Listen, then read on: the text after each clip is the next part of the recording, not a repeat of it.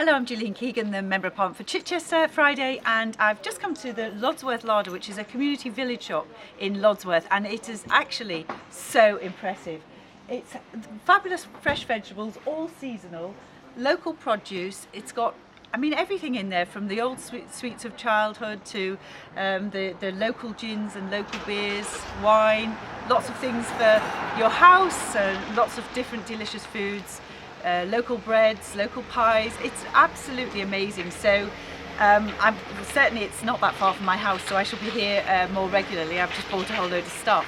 But it really is, having this in the community, even if we didn't realise before, with coronavirus, it's been an absolute central point. They have some benches out, you can sit, you can get a coffee.